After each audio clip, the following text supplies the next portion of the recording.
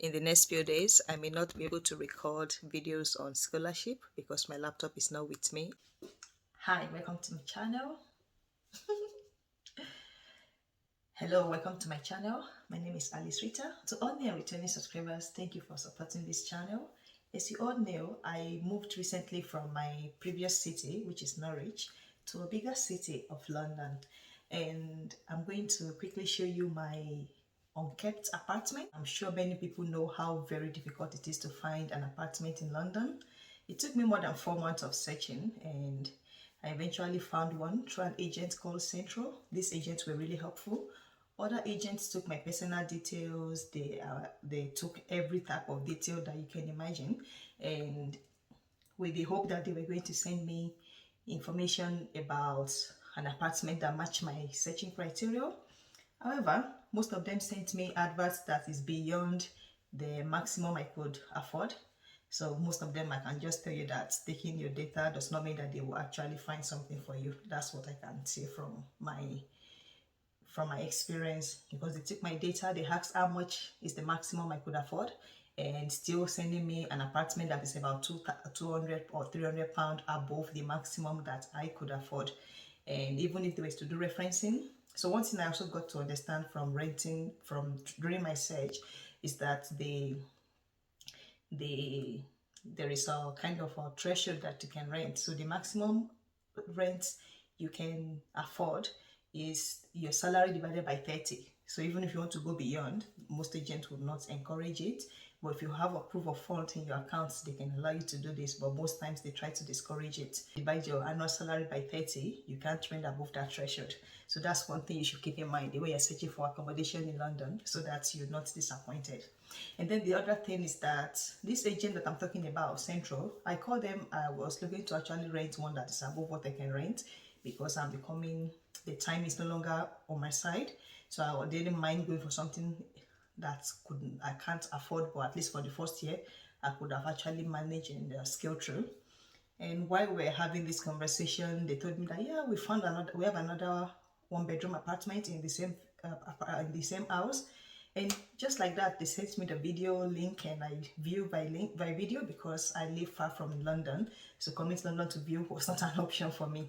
And before I knew it, within 2 days, I've signed the contract with them, and the the person I was communicating mostly to in their agency was someone called Reese, and I think he has a very good personality. If you check on their Trustpilot review, you could see that many people praised his excellent service. And with the day I was to move in to collect my key, I actually thought it's only Reese I was going to meet in the office, but Century is a big letting agency, and I was surprised that the other staff in the office, Haran and some other people, they were also actually nice. So if you're having problem or thinking of renting a house in London, especially in the south or southwest of London, you can reach out to that agency, because I can tell you I endorse them. So now let me quickly show you my empty apartment. So don't mind what it looks like. It's because I still have to order some furniture to ask people to organize. And because I did not take inventories of the things I kept in each boxes, I was searching everywhere and just went like a crazy woman and scattered everything. So first, let's start with the entrance. That is the entrance to my apartment. You can see how small and narrow it is.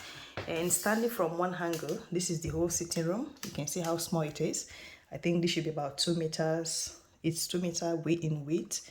The length I do not know, maybe about 3 point something. So the living room is really small. But what I love most about the house is that you can see it has a big bathroom. So here is the bathroom, and let me see if I can zoom out.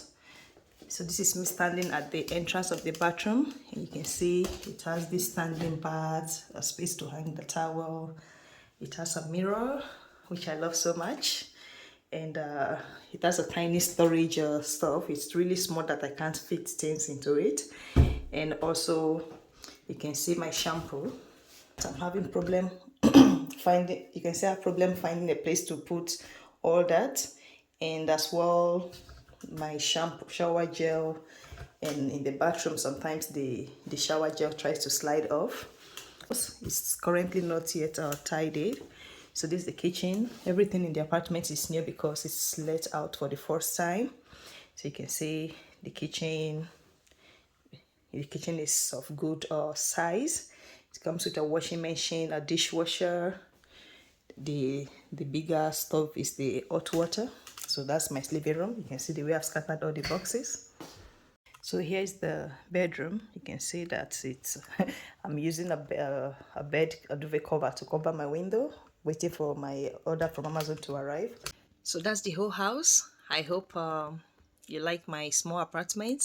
When I finish putting everything in order, I'm going to make a video and then show you in the next subsequent video the stuff I bought for the bathroom.